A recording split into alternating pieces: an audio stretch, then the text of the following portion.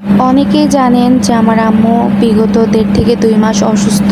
আম্মুকে নিয়ে নানান হসপিটাল দৌড়াদৌড়ি করতেছে অনেকদিন যাবৎ। প্রাইভেট হসপিটালে অনেকবার চিকিৎসা নেওয়ার পরেও আম্মুর কোনো ফলাফল ভালো পাইনি আমরা। তাই আমার আব্বুর এক ফ্রেন্ড বলল যে সরোদ্দি হসপিটাল ভর্তি করানোর জন্য দেখেন একবার ট্রাই করে কেমন ফলাফল পান।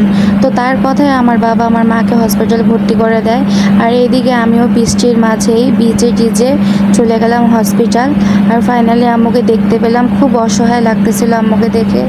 আর এইদিকে আমার বাবা একটু পরপরই আম্মুকে জড়িয়ে ধরে কান্না করতেছে, বলতেছে যে বেগম আমি তো একা হয়ে গেলাম, আজকে রাতটা কীভাবে থাকবো। কিন্তু আমি জানি আমার বাবা কেমন এমন করছে, কারণ ঘরে ঢুকলে যে মায়ের মুখখানা দেখতো, কিন্তু আজ রাতে যা দেখতে পাবে না বাসায় গিয়ে। তো যাই হোক, আমার বাবা আমার মাকে খুব ভালোবাসে, এটা না দেখলে আপনারা বুঝতে পারবেন না। আর যারা আমাদেরকে খুব কাছের আত্মীয় যারা চেনে তারা জানে যে আমার বাবা মায়ের সম্পর্কটা কেমন। তো যাই হোক, সব কিছু মিলিয়ে আলহামদুলিল্লাহ আল্লাহ যা করে ভালোর জন্যই করে।